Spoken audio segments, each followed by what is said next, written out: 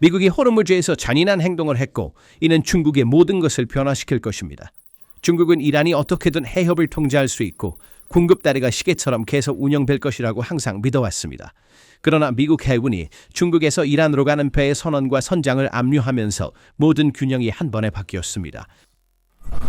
모터뱃을 투스카, 모터뱃을 투스카, 엔진룸을 비우세요. 엔진룸을 비우세요.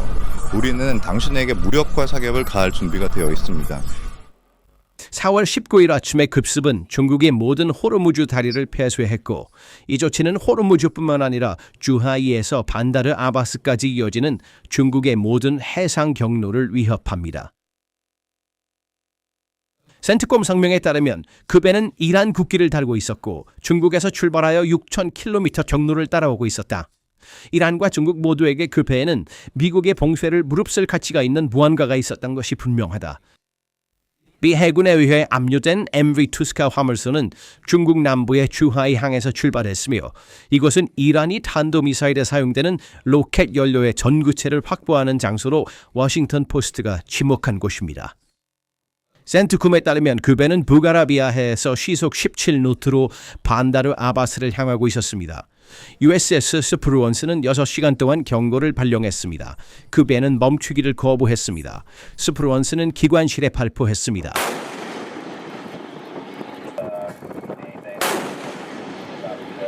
미국 해군 강습함 트리폴리에서 출발한 제31 해병 원정대가 헬리콥터에서 배로 빠르게 하강했으며 미국 해군이 발견한 것은 무고한 석유나 곡물 화물이 아니었습니다.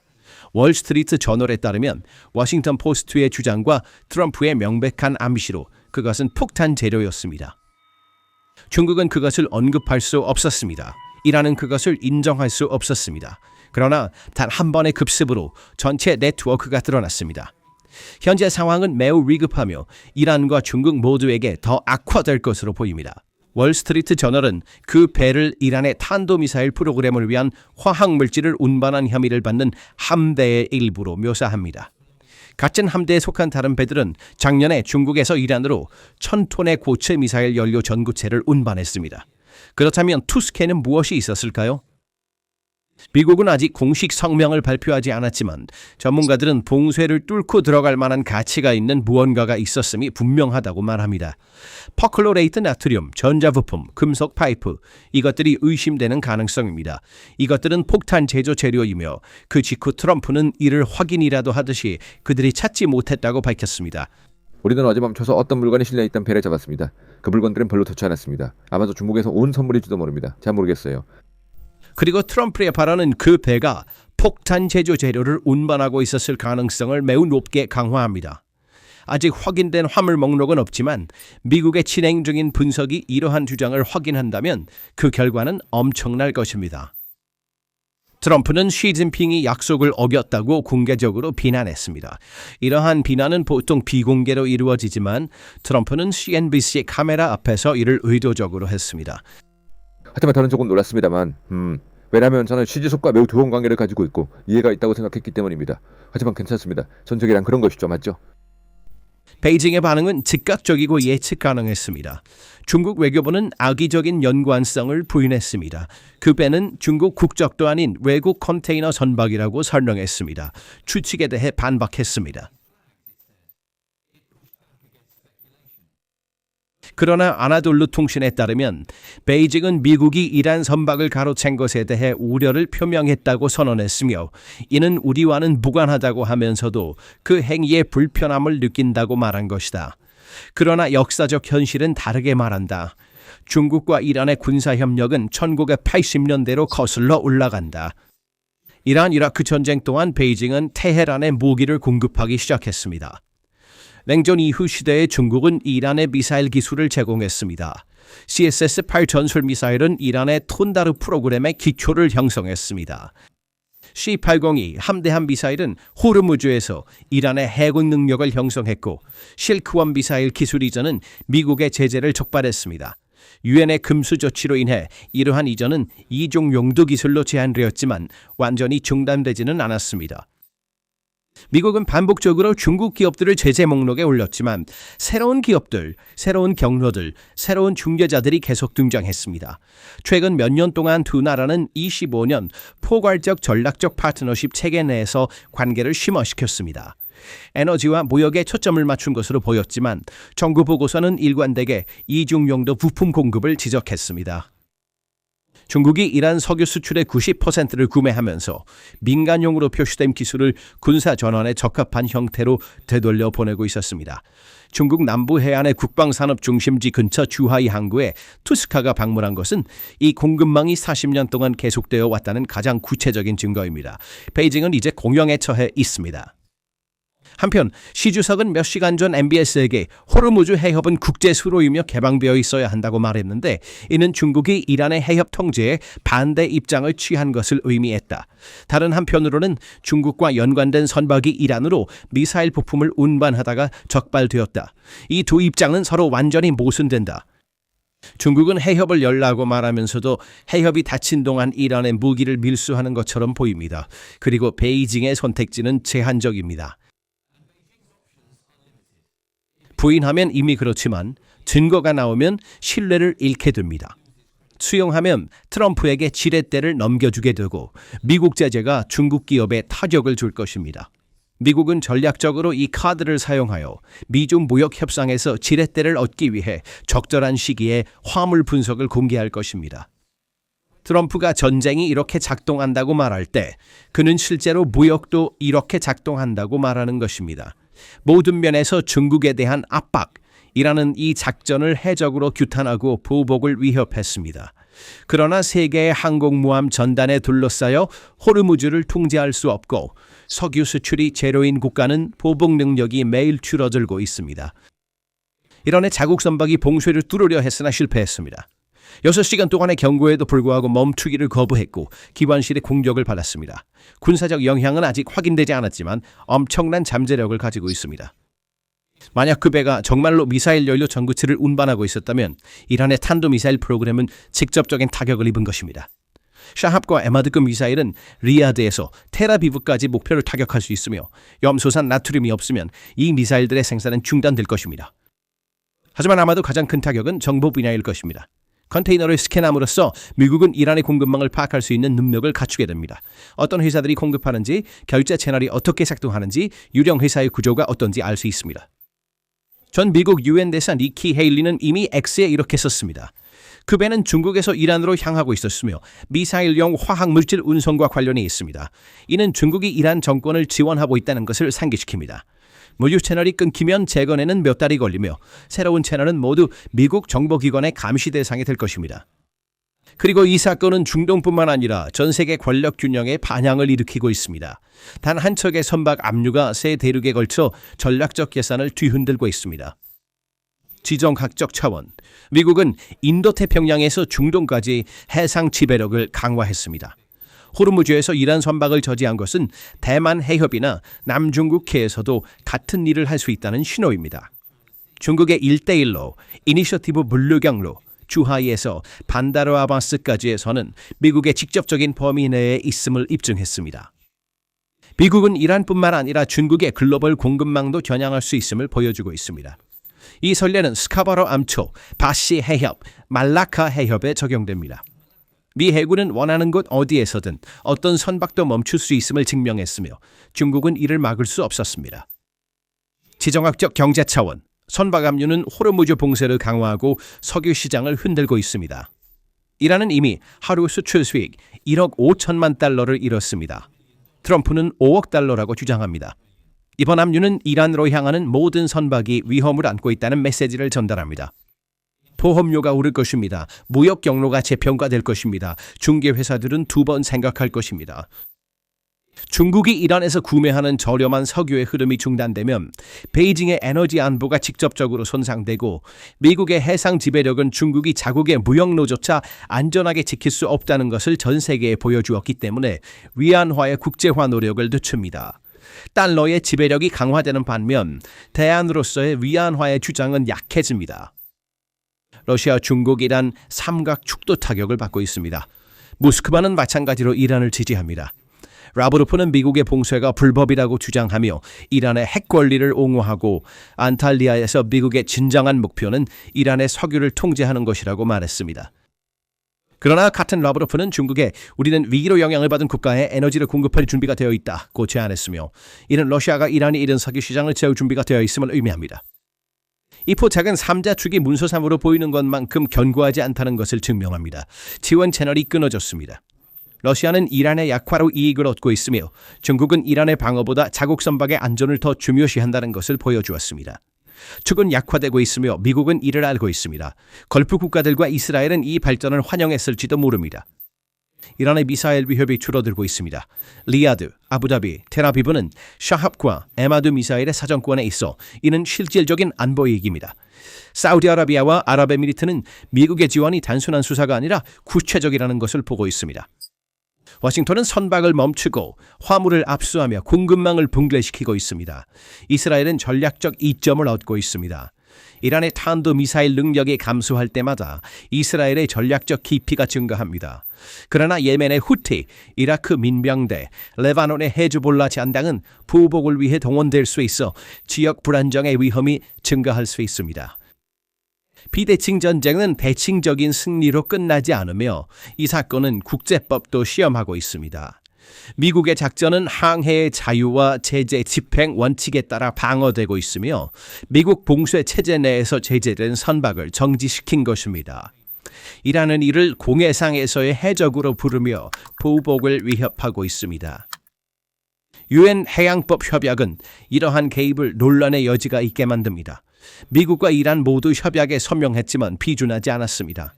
중국은 유엔이나 다른 포럼에서 미국을 비판할 것으로 예상되지만 자국 선박도 위험에 처해 있어 베이징의 입장을 복잡하게 만듭니다. 중국은 해적 행위에 반대하면서도 자국 선박을 보호하기 위해 해협이 열려 있기를 원할 것입니다.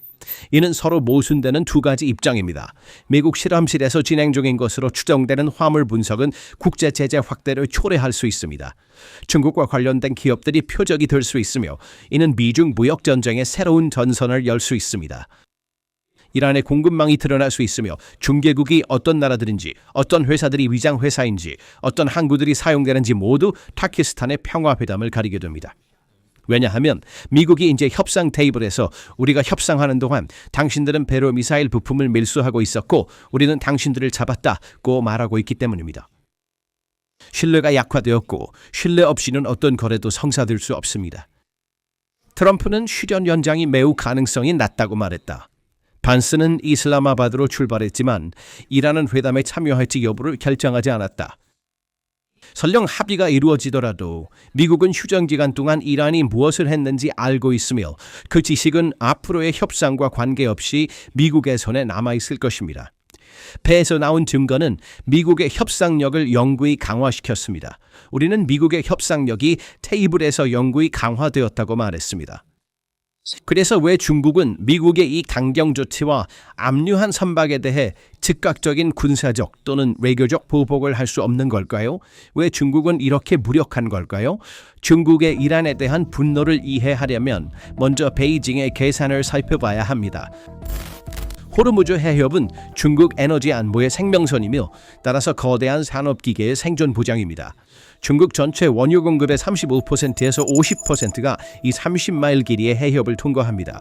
이를 관점에서 보겠습니다. 중국은 홀로 해협을 통과하는 모든 석유의 37.7%를 차지합니다. 중국은 단연코 호르무즈 석유의 세계 최대 고객이며 인도와 일본을 훨씬 뒤처지게 합니다. 하지만 문제는 단지 배럴에 관한 것이 아니라 막대한 자본과 전략적 깊이에 관한 것입니다.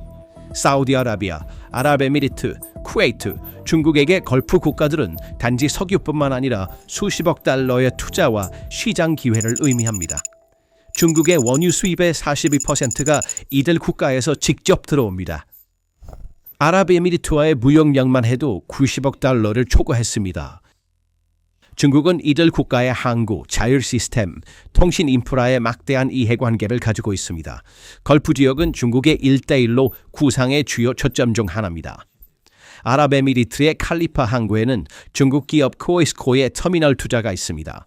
사우디아라비아에서는 NEOM 프로젝트를 위한 기술 파트너십이 있습니다. 이라크의 유전에서 주요 중국 기업들이 운영 중입니다. 이러한 투자들의 총 가치는 수천억 달러에 달합니다.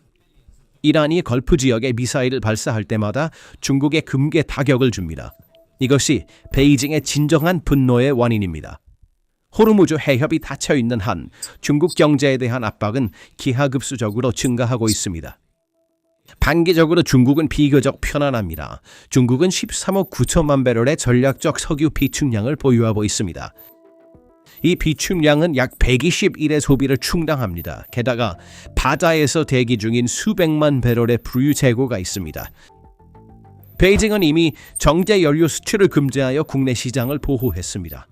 작은 정유소들은 재고가 소진되기 전까지는 조금 더 운영할 수 있지만 3개월 후에는 이 완충 장치가 소진되고 그 이후에는 재앙이 닥칠 것입니다.